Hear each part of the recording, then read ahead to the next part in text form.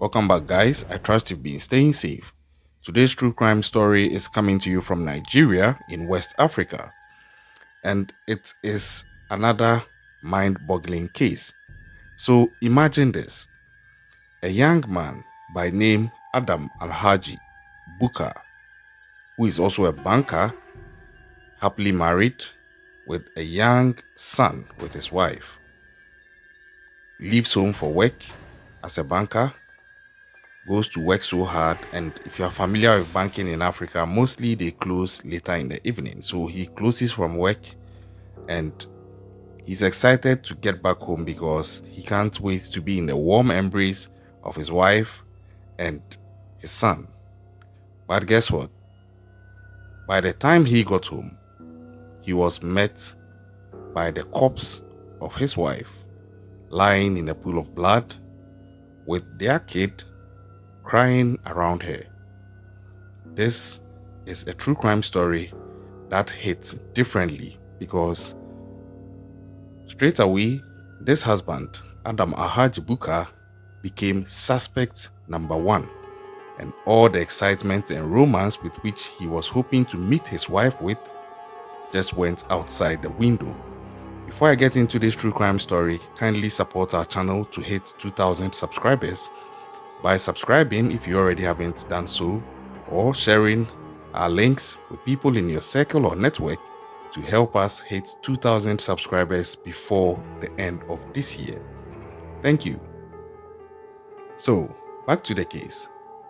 Young Adam Alhaji Buka, a banker, came back home on this fateful day in October, and this was what he met. At this point in time, it was as though he was having his worst nightmare come true, because on this day, the 17th of October 2023, this was not what the young Adam Alhaji Buka, a father of one and a husband of a beautiful woman called Fatima, was hoping to meet when he left home, kissed his wife and son and left home that morning. And he was hoping that he would come back home in the evening to the same thing and retire to bed with them, just enjoying their company. This wasn't what he was bargaining for. This wasn't what he could even dream of, even in that wildest nightmare of his. But just like that, he was caught up in this situation. Now put yourself in his shoes. What would you have done? Because if you are familiar with how these investigations go, the moment a spouse is found dead, the surviving spouse is suspect number one. It's automatic. It's not even just about marriage. Even if you are dating, the moment a partner is found dead, you, the surviving partner, you are suspect number one. You would have to be cleared in the investigation that you are not really the culprit.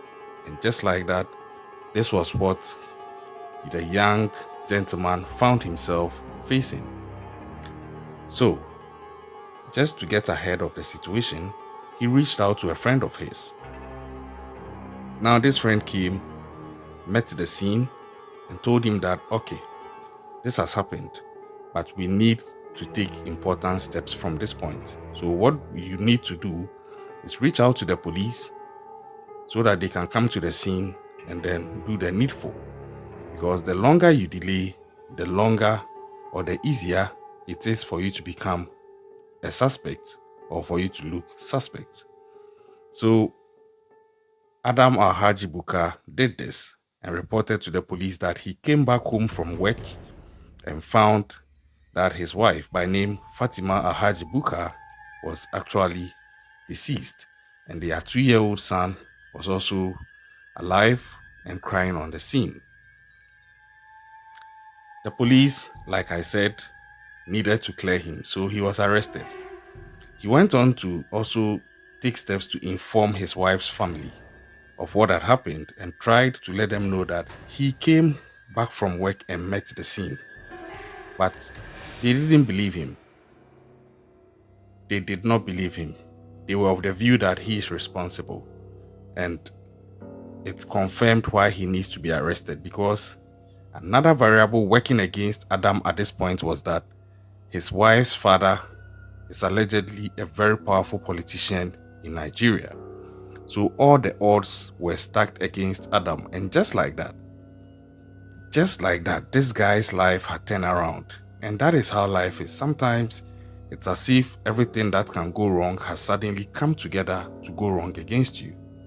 But from experience, I've realized that if you can hold on to your principles, if you can hold on to your calmness, if you can hold on just a little longer, your glory will come through. But was that going to be the same for Adam? Well, let's continue and we'll find out.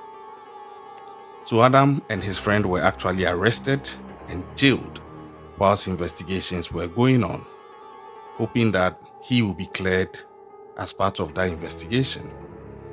Because they were Muslims, his wife was buried immediately the following day, and Adam wasn't even released to go and attend his wife's funeral. Personally, I think that this is heavy, but given the fact that he's a suspect and the family of his wife also suspects him to be the culprit, it becomes difficult for him to be there, because even if the police had considered releasing him, I don't think his wife's family would have welcomed him. And I think that is very unfortunate, because if you trusted this man to give your family member to, for him to marry, why don't you just give him the benefit of the doubt? I think they were too quick to judge, and someone will say, oh, you can't blame them, but I do blame them, because, sometimes things look like they are something, but objectivity and wisdom have taught that don't conclude when you begin to see something for the first time. Wait for the investigations to pan out, because what you are thinking might actually be wrong and you could end up condemning someone wrongly. And this is exactly what Adam's wife's family did to Adam. They condemned him wrongly. So he couldn't even be at his own wife's funeral. And to add to his issues, investigations also revealed that there was a time that Adam had actually accused his wife of possibly being unfaithful to him. So people were now trying to hold that against him as motive. I don't think so. These are things that come up in marriages. These are possible conversations that come up, but it doesn't mean that it makes somebody guilty. It could maybe be argued, okay, let's look to see how it escalated and how it ended. Or maybe they did fool his motive. But hey, the guy was not even there. He was at work. But then somebody would also say he could have hired somebody to get the job done. So either way you took it, it could still be turned back to Adam. So he was suspect number one and he had to be cleared. So he was going through that process now. And it wasn't easy for him. He wasn't allowed to attend his wife's funeral proceedings. And he was just in prison or in jail. Fortunately for him, the police were also unrelenting, and it looks like this case was handled very quickly, and I suspect it could be because of the fact that the victim's dad was a powerful Nigerian politician. That's my suspicion though.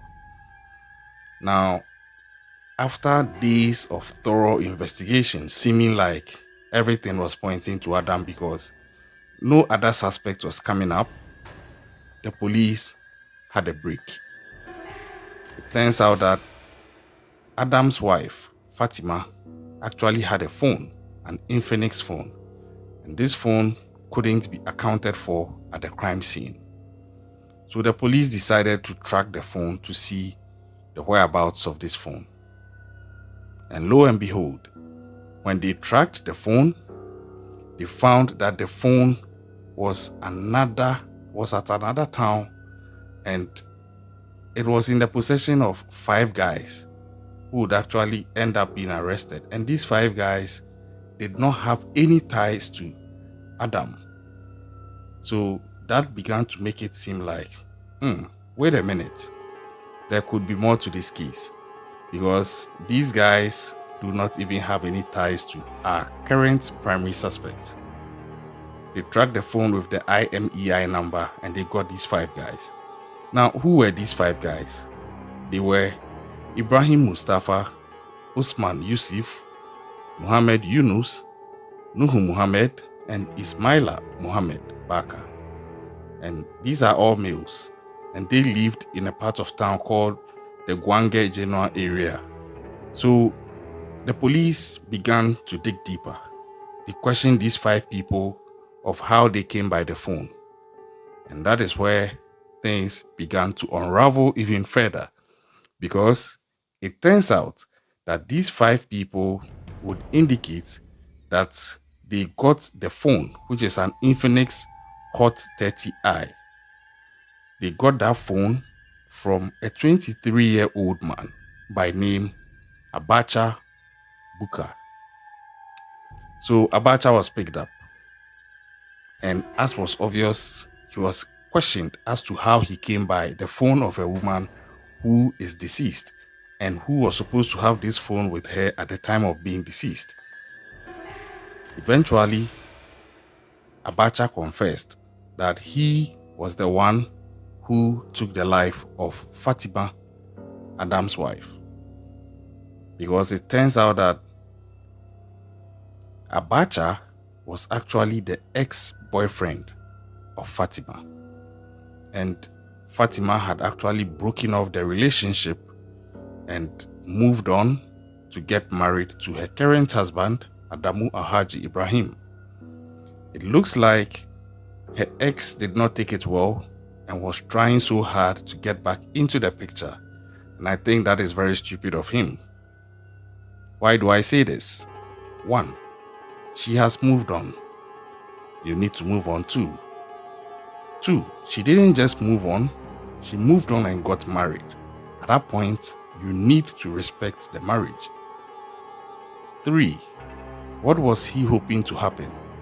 That he was now going to come in and be the side guy to that marriage? I think in all, this guy was being guided by a level of stupidity that was just sending him down the path of destruction. Because it turns out that at the point in time he came to the house in the absence of Adamu, Fatima's husband, the conversation got heated up, and eventually it escalated and ended with him unaliving Fatima and stealing her phone and going on to sell to these 5 people. I just don't understand this guy's mindset. You are trying to get your ex back from her husband, and if it doesn't work, I'm sure he had this mindset of, if I can't have you, nobody will have you, which again is another stupid mindset, because you never had her in the first place. You are not even married to her, and even if you were married to her, she's not your property. The day she wants to go, you need to either try and save the marriage, or if it doesn't work, you have no right to take her life and say that if I can't have you, nobody will have you. That is so stupid.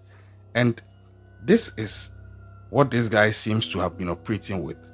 And to end her life in that manner, especially with her 2-year-old son around, I don't get it. I just don't get it. And I'm hoping, and I actually do expect, that this guy is going to face a very stiff punishment in court, because, mind you, the lady's dad is a very strong politician in Nigeria. And for you to do this to her, hey, I'm rooting for the worst punishment to be given to this guy. Although the harm has already been done, but I think he also needs to face the harshest sentence possible, because what he did is so damaging. Aside he taking the life of Fatima, who is Adamu's wife, and causing Adamu that pain, mind you, Fatima also had a 2-year-old kid. This 2-year-old kid has lost his mom, and it doesn't end there, because he was actually left at the crime scene. Imagine the extent of trauma this kid could suffer growing up by what he saw. All because of your unflinching desire to not let your ex go. And on top of that, you decide to steal her phone as well. This guy just made all the wrong decisions that any idiot could possibly make. And I hope he pays for it dearly. Now, based on his confession, it meant that Fatima's husband, Adamu Alhaji Buka, was now free of the charges and he had to be let go. So he was released with his friend, and when he was released, the first thing he did was to visit his wife's grave and mourn her. So sad. It's so sad. You know, society and marriages have escalated to a point where mostly people would have concluded in advance that, oh, the husband did it. Yeah, the husband did it. And you can't blame such people to an extent because usually it would have been so. Or vice versa, if the man was the victim, people would have concluded the wife did it. But hey, there are still some good spouses out there. Irrespective of the fact that they had misunderstandings to the point that Adamu once accused her of possibly being unfaithful to him, he couldn't have done this, and it was proven. So I pray that we don't keep judging people prematurely just because there's a history of misunderstanding. I think that kind of thinking and quick judgment creates room for other people to come in and cause damage and escape without even being considered for that crime. Imagine that her ex did not steal her phone and that phone was tracked. Who would have thought of that? Who would have thought of possibly involving that ex in the investigation? Adamu could have possibly served the sentence. I hope you get me.